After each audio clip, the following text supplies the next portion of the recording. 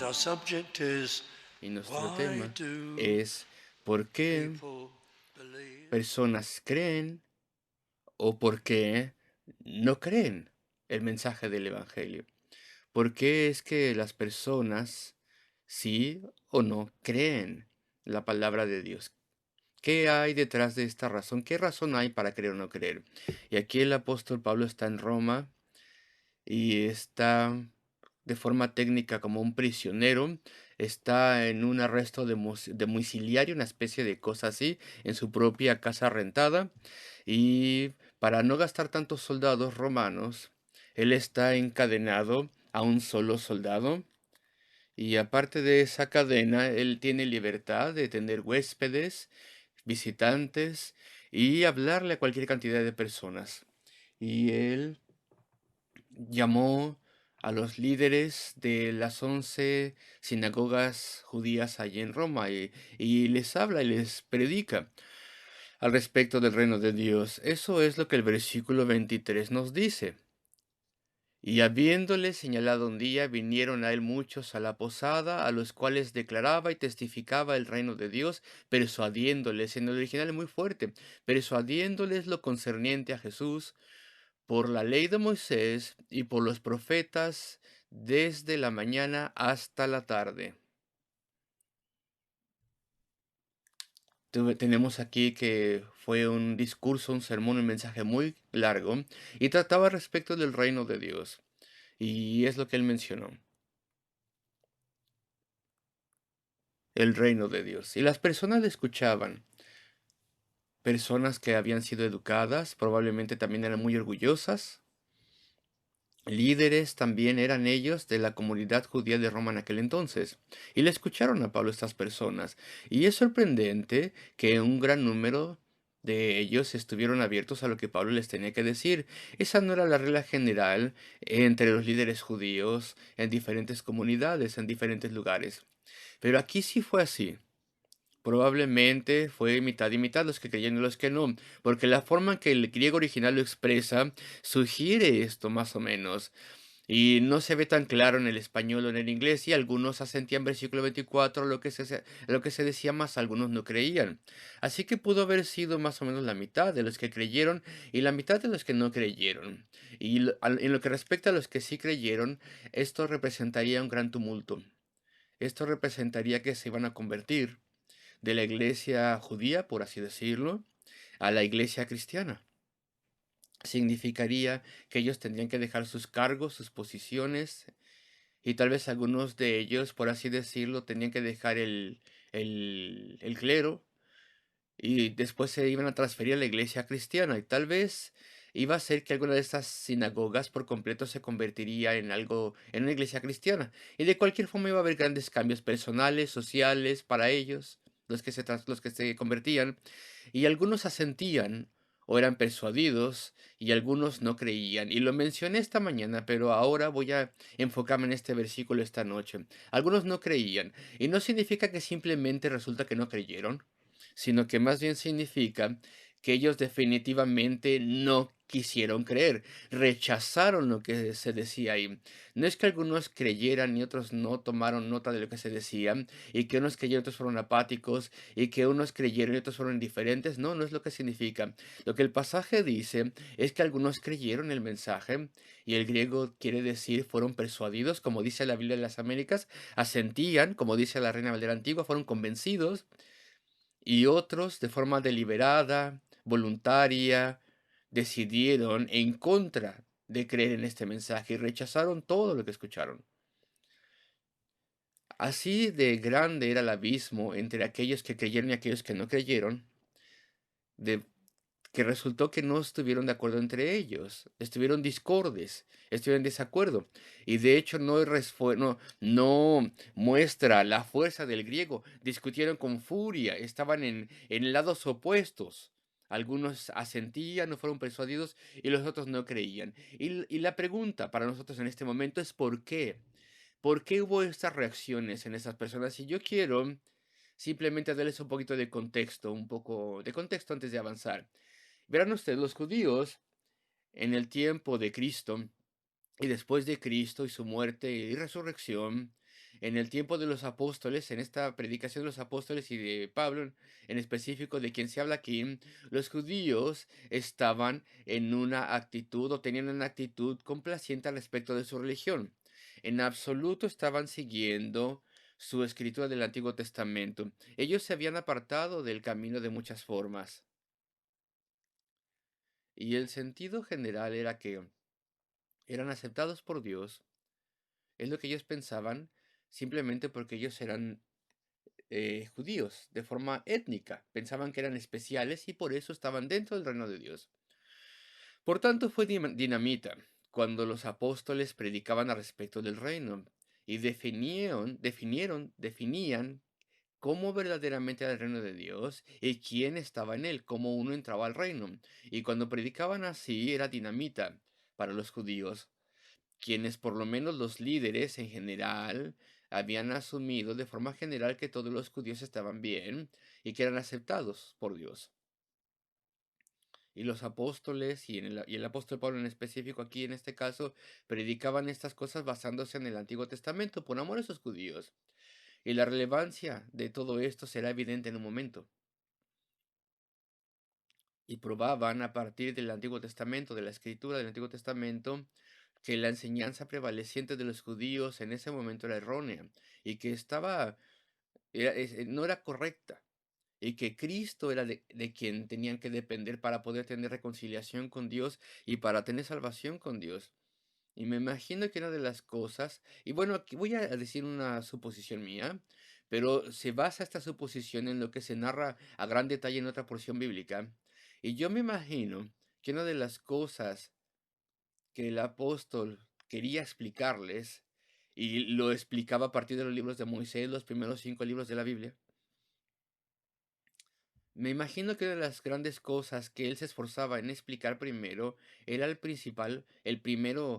problema inicial del pecado y la separación para con Dios, el que el hombre está separado de Dios.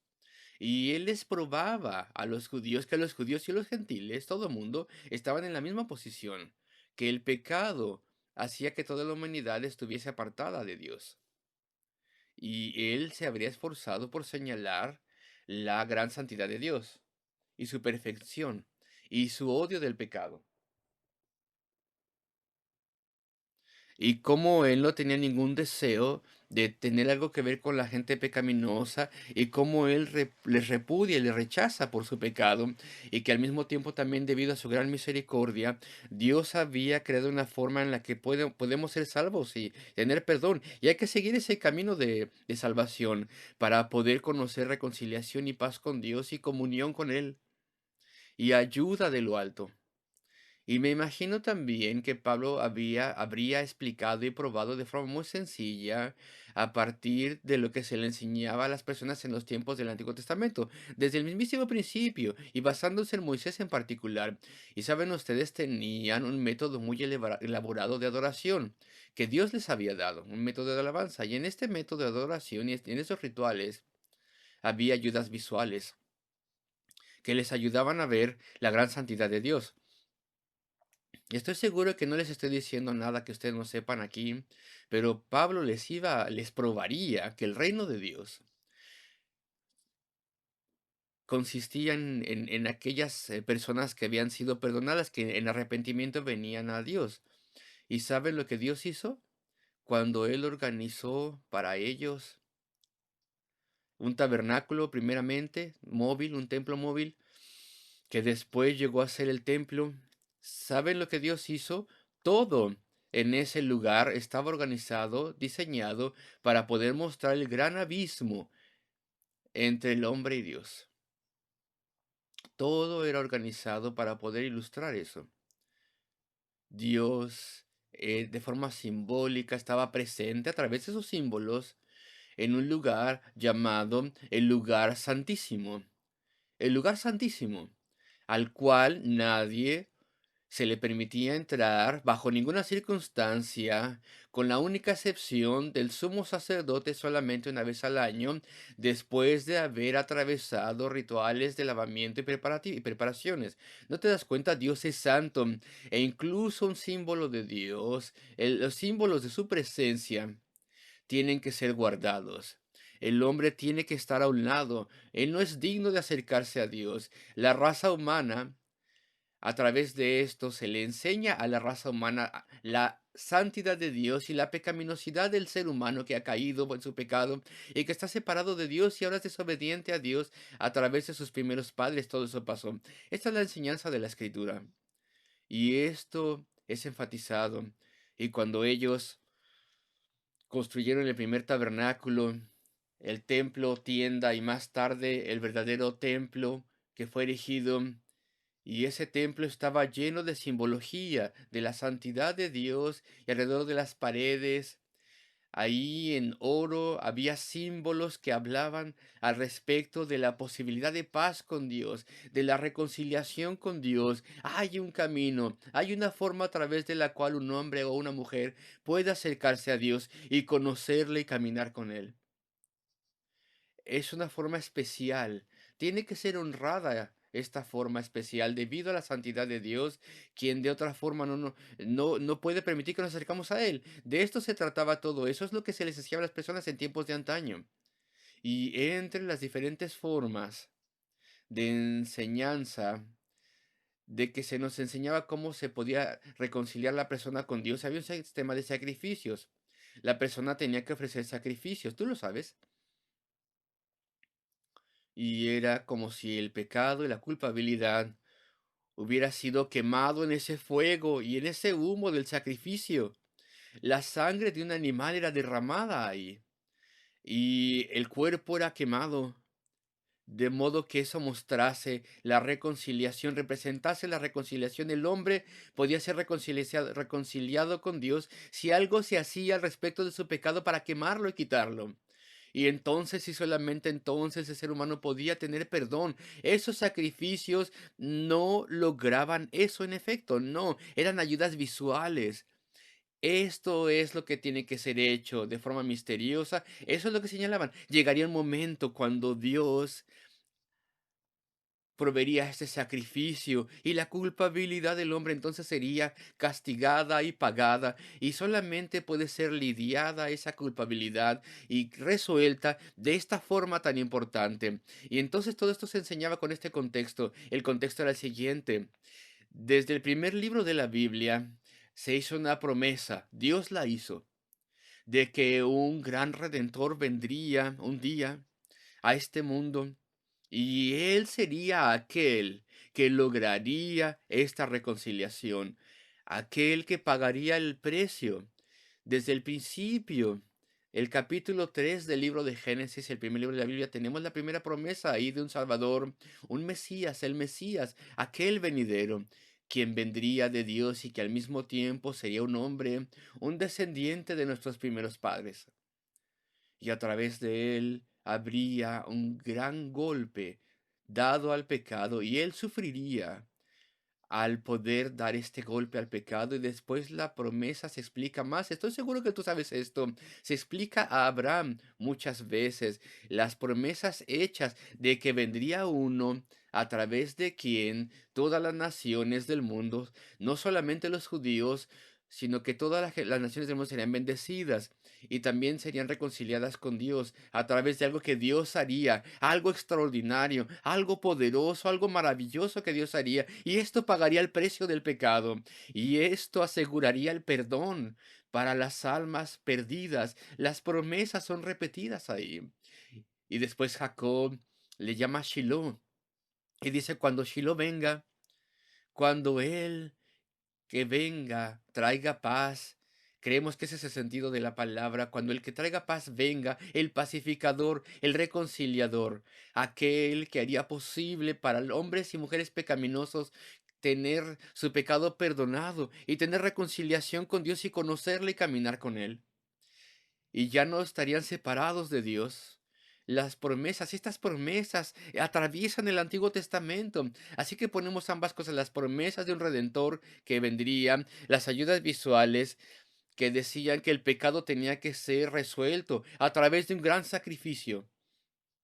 y que sangre tendría que ser derramada, y más claramente se hacen promesas también, a medida que avanzan las escrituras, promesas son más claras, hasta que hay un siervo que sufre, quien sufriría y moriría, y derramaría su sangre, y sufriría terriblemente más allá de lo que el lenguaje humano puede describir, para poder tomar el sufrimiento que merecemos, tomar este sufrimiento en nuestro lugar.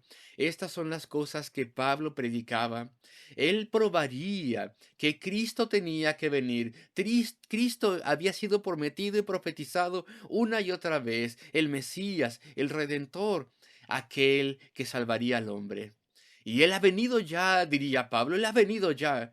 Aquí está la explicación de cómo vino y lo que hizo y cómo esto encaja con todas las profecías. Y si tú, dijo él, eres un verdadero creyente en las escrituras del Antiguo Testamento, y esto les predicaba a los judíos en esa ocasión, entonces tú tienes que ser honesto a esas escrituras, creerlas y confiar en Cristo, el Mesías. Y sabes tú, parece ser que como la mitad de los que le estaban escuchando creyeron en lo que les decía Pablo, sin importar cuál iba a ser el costo para ellos. Tal vez iban a perder su posición que tenían.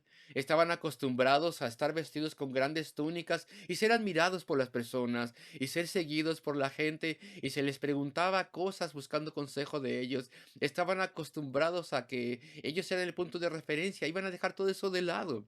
Porque como el apóstol Pablo dice, y se decían ellos a sí mismos, yo soy ese pecador. Eh, Pablo está hablando de mí. Yo soy el que necesita perdón. Yo soy aquel que soy un hipócrita. Incluso cuando oro y guío la sinagoga en oración, lo estoy haciendo de forma mecánica y no verdaderamente. No conozco a Dios. Esto para mí es un acto, ahora me doy cuenta. Soy un pobre pecador con muchas faltas y fallas, y mi corazón está mal y estoy lejos de Dios y necesito el Salvador prometido. Y si Él ha sufrido y muerto por pecadores y yo confío en Él, entonces puedo yo creer que Él ha quitado mi castigo eterno. Él ha tomado esto en mi lugar. En grande amor lo ha hecho. Él ha sufrido por mí. Y Él ha hecho posible que yo pueda tener vida y cielo. Todas estas cosas estaban en la predicación del apóstol Pablo. Y entonces tenemos este hermoso versículo aquí. Y algunos asentían o eran persuadidos, como dice la Biblia Valera, no, la Biblia de las Américas, fueron convencidos de su propia necesidad y de la verdad de que Cristo había venido y sufrido y muerto, y confiaron en Él, y sus corazones fueron cambiados, y sus vidas transformadas, y su entendimiento fue cambiado también, y vieron cosas maravillosas, la conversión a Cristo misma. Esto te cambia por completo, pero la mitad de las personas definitivamente no creyeron, se opusieron al mensaje, estaban en contra del mensaje con todo su corazón, no creyeron. ¿Y por qué no creyeron?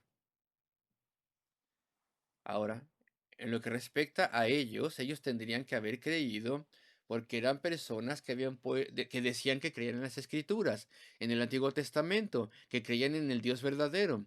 Y el apóstol Pablo probó todo de lo que decía, citando pasajes del Antiguo Testamento y probando que su enseñanza era absolutamente correcta. Entonces, ¿por qué no creyeron? ¿Por qué no entregaron sus vidas a Cristo, sin importar el costo, para poder encontrar y conseguir mayor bendición, el perdón de sus pecados y una nueva vida, una nueva naturaleza que Dios les hubiera dado, un lugar en el cielo, la presencia y el poder de Dios en sus vidas también? ¿Por qué no creyeron? Y brevemente quisiera yo explicarles algunas de las razones. Bueno, lamentablemente para muchos de ellos el orgullo era una razón.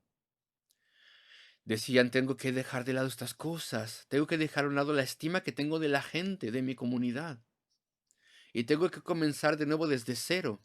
Y tengo que decirle a las personas que estaba en un error, y tengo que alentarles a seguirme a esta nueva vida. Y yo no puedo hacer esto, no lo puedo hacer. El orgullo les estorbó. Tal vez haya una persona que me esté escuchando en este momento, y tal vez tú nunca has sido salvo o salva, nunca has venido a Cristo. Y tal vez eres atraído por las cosas que decimos, las cosas que dice la Biblia, es lo que estoy diciendo. pero tal vez el orgullo te estorba el camino. Yo no puedo convertirme en cristiano. Yo soy un ateo, una atea. Estoy muy contento con mis opiniones. Las promuevo. Y soy conocido por mis ideas, soy conocido por mi cinismo respecto de la religión y mi indiferencia respecto de todas estas cosas bíblicas. Y no puedo yo entonces ser cristiano. Eso sería una tragedia, querido amigo, amiga.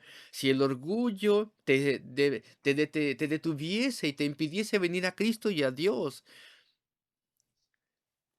Y yo no quiero ofenderte, pero estarías viviendo tu vida como un mero mundano. Nunca conocerías a Dios, nunca conocerías las cosas eternas, no tendrías un futuro celestial, no tendrías ayuda de lo alto, no tendrías entendimiento del verdadero propósito de la vida, no tendrías ningún profundo significado de tu vida, solamente dependes entonces de las cosas triviales y entretenimiento, etcétera, para que pueda mantenerte contento. Y todo esto debido al orgullo. Debido a que el orgullo te está impidiendo escuchar el más grande mensaje del mundo, el más importante tema que jamás pueda existir, nuestra relación con Dios. Y eso tal vez sea una razón para muchas de estas personas. Debido al orgullo no escucharon, no quisieron creer, no querían cambiar su posición. Y después, en lo que respecta a otros, tal vez tenían temor. Temor al desprecio, temor a ser despreciados, temor a lo que sus familiares y amigos y otros colegas pudieran decir al respecto de ellos. El temor les impidió tener vida eterna, les impidió tener unión con Dios, les impidió caminar con Dios. El temor de lo que la gente pudiera decir les impidió todo esto. Uno puede imaginarse el decir no quiero este millón de libras, porque alguien tiene temor de lo que otra persona pueda decir, pero esto es algo infinitamente más valioso que un millón de libras. Aquí estamos hablando de la vida eterna y de la gloria y del entendimiento y de paz con Dios. Este es el más grande tema en la vida y aún así el temor de lo que otra persona pueda decir hace que personas no vengan a Cristo. Esto hace que personas no quieran creer. ¡Qué tragedia! No es una razón intelectual, queridos amigos. Tal vez tú quieras fingir que lo es, pero no es porque no puedas creer debido a esta razón o aquella razón. No, no es eso, no. Es temor que tienes, temor. Y desde luego que es temor y nada más. Y en lo que respecta a otras personas, hay otro problema. Tienen amor a un pecado supremo. Algunas de estas personas judías, estos líderes judíos, no porque ellos fueran judíos, esto aplica a toda persona en el mundo.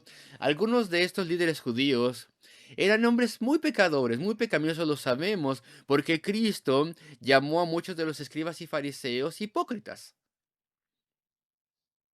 Tenían sus pecados secretos. Tenían sus pecados secretos, se gozaban en cosas pecaminosas y estaban atrapados por estas cosas, estaban en las garras de estas cosas y no podían dejar a un lado estas cosas.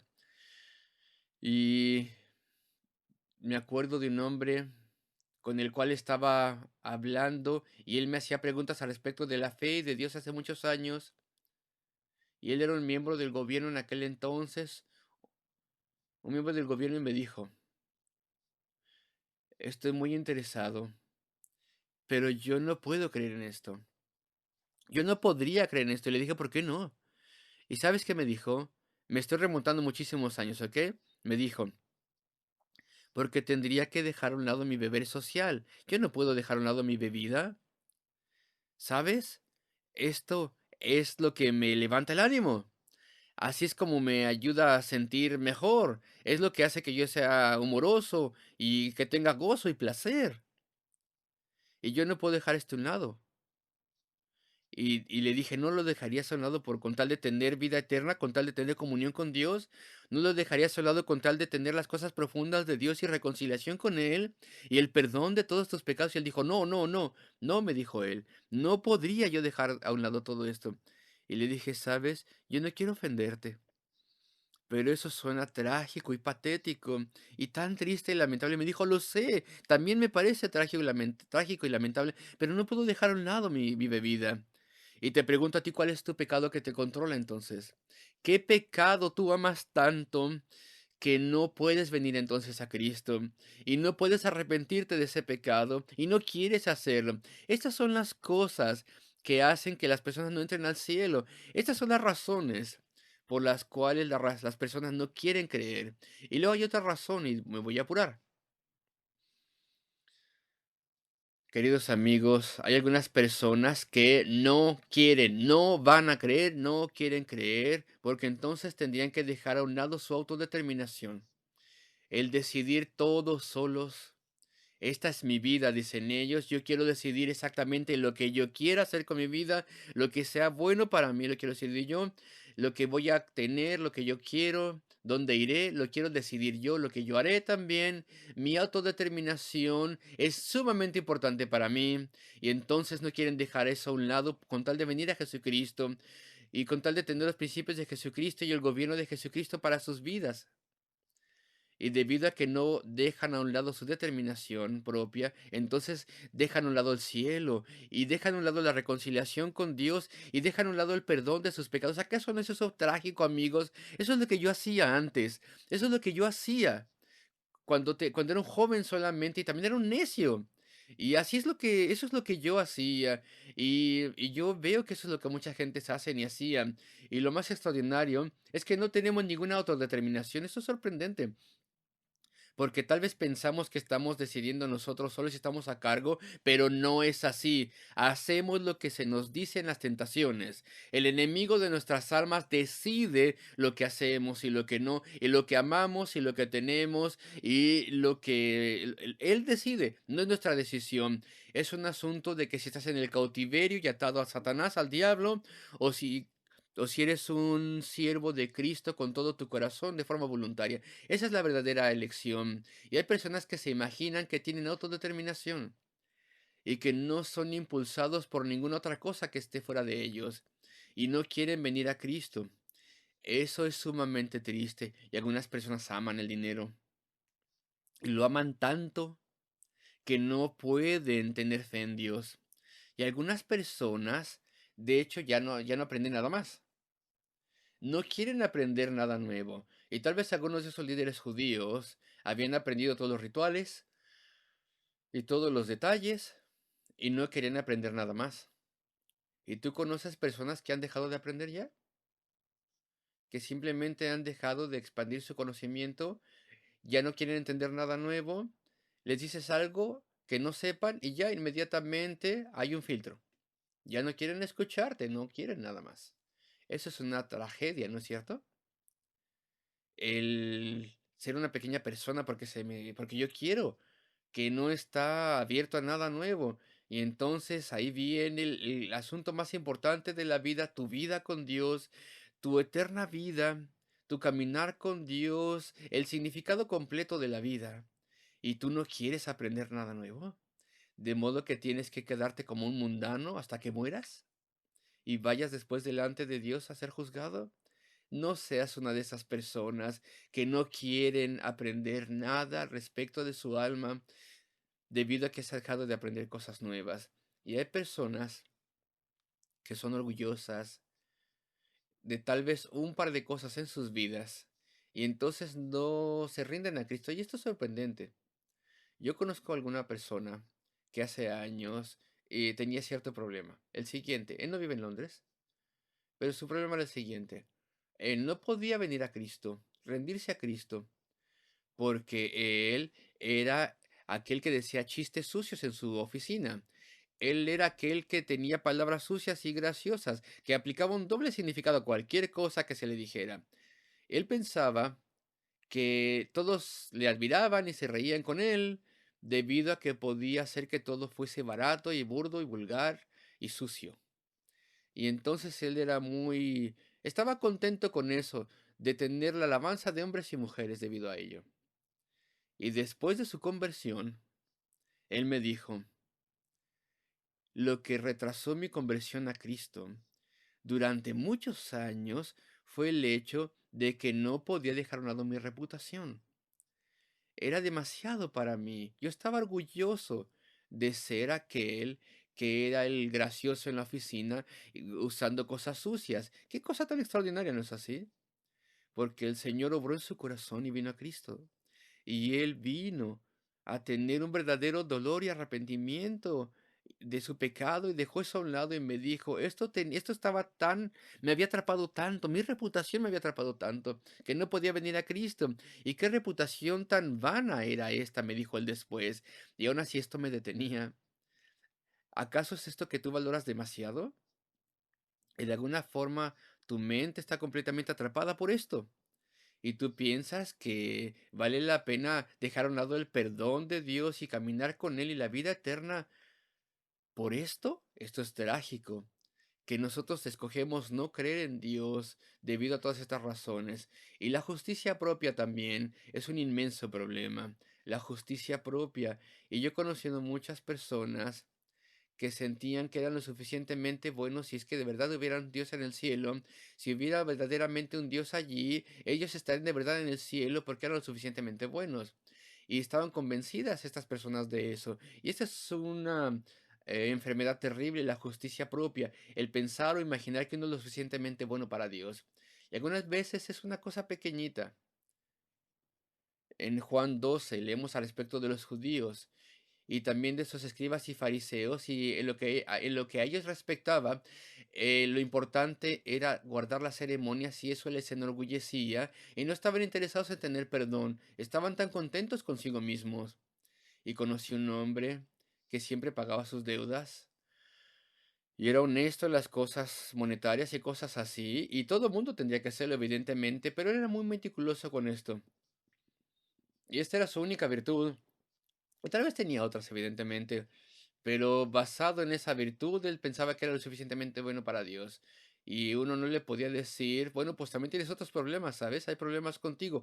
Hay miles de cosas que no están bien en tu vida ante los ojos de Dios y que te apartarían de Dios y te apartan de Dios y que te llevarían al juicio. No, no, no, no, no. Esto es lo que yo defiendo, esto es lo que yo soy. Y te pregunto, ¿tú tienes también una virtud?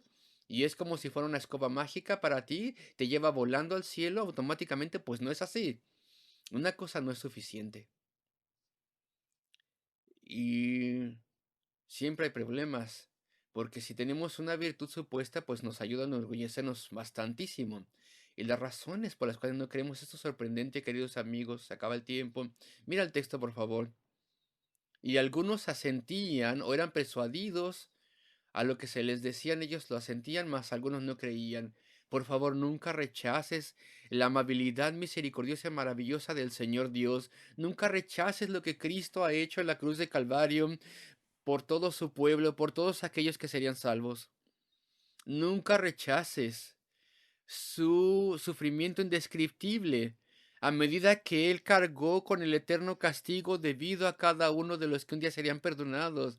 Eso lo cargó en 6 horas en la cruz del Calvario y lo sufrió ahí. Y sufrió nuestra separación eterna de Dios, representándonos, para poder comprar la salvación por nosotros. Y Él destruyó al hacer esto nuestra culpabilidad y pecado de los libros. Él quitó estas cosas, nunca rechaces el amor de Cristo y la vida que Él ofrece y la nueva mente y el nuevo comportamiento y nuevo corazón que Él te da en la salvación y la vida eterna. Y no rechaces su propósito y su compañerismo y su gloria y su poder. Queridos amigos, no permitan que ninguna cosa tonta, insensata, les lleve a no creer en Dios, porque nuestra incredulidad no es un asunto inteligente, es un asunto moral. Esto es impulsado por algo que nos va a apartar de Dios. Algunos creían o asentían y fueron salvos. Ahora están en el cielo ya y han estado ahí durante mucho tiempo ya. Y queridos amigos, que todo mundo en esta iglesia que me escucha, sin importar lo que haya sido, sin importar lo que has hecho, sin importar cuán pecaminoso y corrupto hayas sido, sin importar cuántas personas hayas herido, cuántas mentiras hayas dicho, sin importar cuántas horas y horas y horas de egoísmo has vivido en amor propio, que todo mundo que me escucha en este momento, si pudiera ser, por favor confía en Cristo Jesús. Arrodíllate delante de Él Entrega tu vida a Cristo para que Él te rehaga, te reconstruya y te dé vida eterna y salvación. Que tú puedas escuchar el mensaje del Evangelio, que el Espíritu Santo obre en tu corazón, de modo que tú puedas creer las cosas que han sido habladas y dichas y las abraces con toda tu alma, y te puedas arrepentir de tu pecado y puedas venir a Cristo y tener salvación. Oremos juntos. Oh nuestro Dios, Padre Celestial de gracia, Señor, míranos, recuérdanos, Señor, protégenos, Señor. Señor, protégenos en contra de nosotros mismos y nuestra insensatez y tontería y de todas esas cosas que impiden que lleguemos a ti. Señor, trae hombres y mujeres a ti en este momento. Ven y haz esa obra de amor, esa obra de redención. Oh Señor, obra en nuestros corazones, te suplicamos, y salva a los perdidos, y bendice, pues pedimos estas cosas en el nombre de nuestro Salvador, por amor a su nombre. Amén.